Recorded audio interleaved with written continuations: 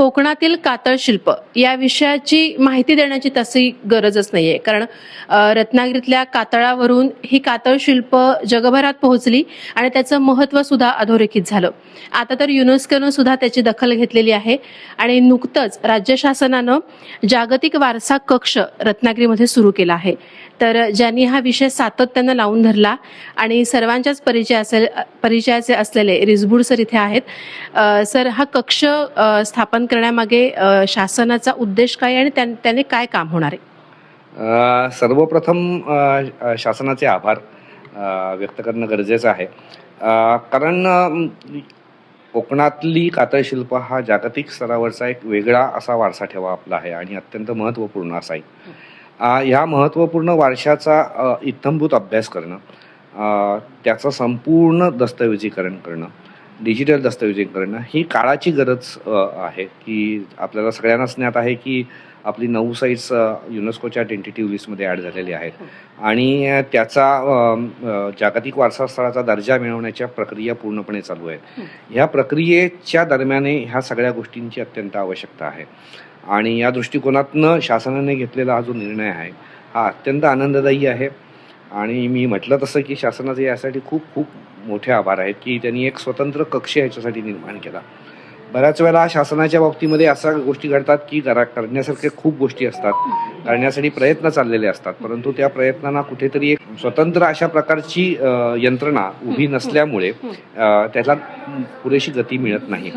आणि ही गती निर्माण करण्याच्या दृष्टिकोनातनं उचललेलं पाऊल खूप स्वागतार्थ आहे. अर्थात याच्यासाठी मी सर्वप्रथम आपले पुरातत्व विभागाचे संचालक माननीय डॉक्टर तेजस गर्गे असून देत किंवा आपले सांस्कृतिक विभागाचे कार्यमंत्री आशिष शेलार, आपले BJPचे महाराष्ट्र राज्याचे अध्यक्ष रवींद्र चव्हाण, ह्या सगळ्यांचेच आभार व्यक्त करेन की त्यांनी आम्ही जे काही मांडत होतो अनेक वर्ष आणि त्या मांडण्याला अत्यंत सकारात्मक अशा प्रकारचा प्रतिसाद दिला आणि त्या प्रतिसादातनं आज आपल्याला ही गोष्ट समोर आलेली दिसते आहे. या कक्षाचं काम कसं सुरू असेल? या कक्षाचं मुख्यतः काम हे दस्तऐवजीकरणावरती आहे. की आपल्याला आज कल्पनाच आहे की रत्नागिरी सिंधुदुर्ग जिल्ह्यातनं जवळपास 200 ठिकाणून 3000पेक्षा जास्त चित्ररचना पुढे आलेल्या आहेत. ह्या सगळ्या चित्ररचनांचं अचूक दस्तऐवजीकरण करणं, तिथल्या वेगवेगळ्या गोष्टी समजून घेणं, त्या परिसरातले काही जर पुरातत्वीय अवशेष असतील तर त्या अवशेषांचं परीक्षण करणं, त्या अवशेषांवरती काम करणं, त्याचबरोबर इथली जी ग्रामरचना आहे आणि या ग्रामरचनेच्या माध्यमातून ती साईट आपल्याला विकसित करायची असेल भवितव्यामध्ये, तर त्या भवितव्यामध्ये विकसित करण्यासाठी लागणाऱ्या आवश्यक गोष्टींचा प्रारूप आराखडा तयार करणं, अशा वेगवेगळ्या गोष्टींचा त्याच्यामध्ये एकाच वेळेला समावेश आहे. आणि हे काम पूर्ण करण्यासाठी वेगवेगळ्या क्षेत्रातले शिक्षित जी मुलं आहेत ती ह्या प्रोजेक्टवरती काम करणारच आहेत. त्याचसोबत वेगवेगळ्या विषयातली तज्ज्ञ मंडळी जी आहेत या तज्ज्ञ मंडळींच्या मार्गदर्शनाखाली ह्या गोष्टींचा प्रवास चालू राहणार आहे. युनेस्कोने कातळ शिल्पांची दखल घेतली आहे आणि हा प्रवास आता सुरू आहे. तर सध्या कुठल्या स्टेजवर हे सगळी प्रोसेस आहे? युनेस्कोने तात्पुरत्या यादीमध्ये ह्या कातळ शिल्पांचा समावेश केलेला सगळ्यांनाच ज्ञात आहे. अर्थात ह्याच्या पुढची जो प्रवास असतो तो प्रवास म्हणजे मुख्यतः ह्याचा समग्र दस्तऐवजीकरण सादर करणं, एक संबंध प्रस्ताव सादर करणं. हा प्रस्ताव हा तयार केला गेलेला आहे ऑलरेडी. जी नवनवीन माहिती येते ती त्याच्यानुसार जी वेळोवेळेला त्याच्यामध्ये अपडेशन चालू आहेत. हा प्रवास आता गेल्या वर्षीच्या टप्प्यामध्ये जसे वेगवेगळ्या गोष्टी आपण युनेस्कोसाठी पाठवत असतो तसा पहिल्या टप्प्यामध्ये कातळ शिल्प आणि छत्रपती शिवाजी महाराजांचे किल्ले हे 2 विषय आपल्या समोर होते राज्य शासनाच्या समोर. आणि छत्रपती शिवाजी महाराजांच्या किल्ल्यांना आपल्याला युनेस्कोचा जागतिक वारसा स्थळाचा दर्जा मिळालेला आहे. पुढच्या टप्प्यामध्ये कदाचित कातळ शिल्पांचा प्रवास हा सुरू होईल, परंतु त्याच्यासाठी असणारे जे प्राथमिक तांत्रिक जे दस्तऐवजीकरण आहे ते पहिल्या टप्प्यामध्ये पूर्ण झालेले आहे.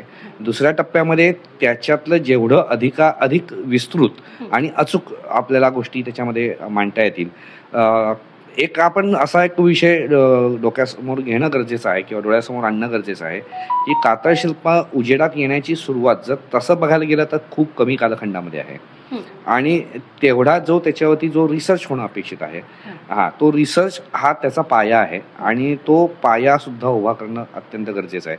तो युनेस्कोच्या प्रवासासाठी तो त्याची मुख्यतः गरज आहे आणि त्या गरजेतनं हे हेरिटेज डेस्क ज्याला आपण म्हणतो त्या डेस्कची निर्मिती करण्यात आलेली आहे. खूप मोठा उपयोग ह्या डेस्कचा होईल असं मला वाटतं.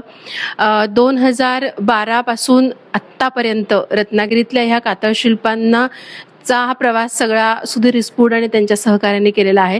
सर, 10 वर्षांपेक्षा जास्त कालावधी उलटलेला आहे, तर एका प्रवासावर पण थोडंसं बोला.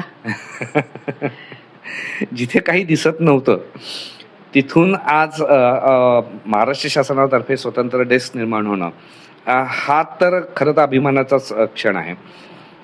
त्याच्यामध्ये वेगवेगळ्या प्रकारचे तज्ज्ञ इथे येऊन भवितव्यामध्ये काम होईलच, करतीलच. परंतु प्रवासाची एक सहज गंमत म्हणून सांगायची जर हे आली तर काहीतरी आपण करूया, काहीतरी शोधूया. इथून जो प्रवास सुरू झाला तो शोध पुढच्या टप्प्यामध्ये जाऊन तो युनेस्कोच्या दारापर्यंत जाणं आणि महाराष्ट्र शासनाच्या विविध संस्था किंवा विविध खाती ह्याच्यामध्ये प्रवासामध्ये सामील होणं हा एक वेगळाच मी म्हणेन प्रवासाचा एक भाग आहे. कारण हे काय आहे इथून जी अगदी सुरुवातीला मलाही आठवतंय की सुरुवातीला काही हेटाळणीही व्हायची, अरे हे काय वेड्यासारखं काम करतायत, कुठे हे वेड्यासारखं फिरतायत, तिथून आज जे आपण आज जागतिक पातळीवरती गेलेलो आहे हा निश्चितच आनंदाचा एक भाग आहे. खरं. रत्नागिरी जिल्ह्यातल्या राजापूर तालुक्यातल्या देवाच्या गोठण्यापासून आता मला वाटतं आंतरराष्ट्रीय स्तरापर्यंत ही सगळी वाटचाल झालेली आहे आणि फक्त देवाच्या गोठणे नाही, सरांनी सांगितलं 1000 पेक्षा जास्त कातळ शिल्प ह्या कोकणाच्या कातळावर सापडलेली आहेत आणि त्याचं वेगळेपण सरांनी आणि त्यांच्या टीमनी सगळ्यांनी ते शोधलं, हुडकलं आणि काय जग कसं होतं आणि कसं असं त्याचा काय इतिहास आहे हा मला वाटतं हळूहळू जगासमोर नक्कीच येणार आहे. पण हा प्रवास खूप मोठा होता आणि आता तो शासनाने सुद्धा त्याच्यासाठी त्याची मोठी दखल घेतली आहे. मला वाटतं लवकरच कदाचित पुढच्याच वर्षी युनेस्कोकडून त्याला दर्जा सुद्धा देण्यात येईल. त्यासाठी सर तुम्हाला खूप खूप शुभेच्छा. धन्यवाद.